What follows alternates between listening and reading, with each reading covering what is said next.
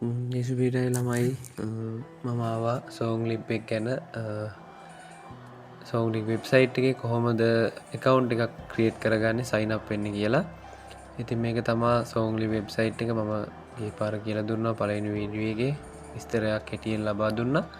ඉතින් මම හිතනවා මේක ගොඩක් අයට ඕන කියලා. මෙතන සයින් අප් බටන් එක ටච් කරන්න. ඊට පස්සේ මෙතන තියෙනවා Google account කියලා, Facebook කියලා දෙකක්, source දෙකක් කැමති එකක් තෝරගන්න. විශේෂයෙන් මම Google account කියන එක තමයි තෝරගන්නේ.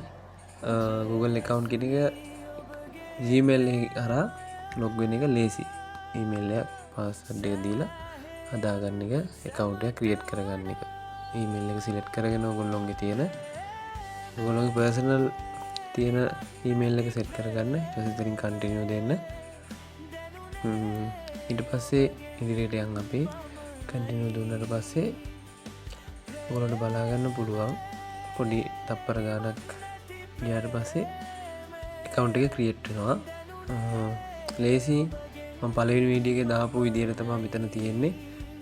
මෙතන ඉරි කැල තුන ගුවම මෙතනින් එනවා song, seeds library, person library, account setting, logout එනවා. මේක පුළුවන් නම් වෙබ්සයිට් එක Google එකෙන් ගිහිල්ලා Chrome එකෙන් හරි ගිහිල්ලා ඉවරලා add to home screen කියන option එකක් තියෙනවා. ඒකෙන් දෙන්න add to home screen app එකක් විදිහට එනවා. ඊට පස්සේ මේ live මේ යන විදිය මම පොඩි විදිහට පොඩ්ඩක් ඔයගොල්ලන්ට පෙන්නගෙන යන්නේ.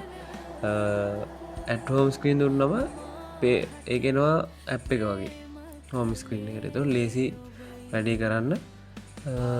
මොකද Chrome එකෙන් නිතර දෙවිලා යන වැඩි අරම ඉස්සරහට home screen එකේ තමයි app එක වගේ තමයි පාවිච්චි කරන්න පුළුවන් වෙන්නේ.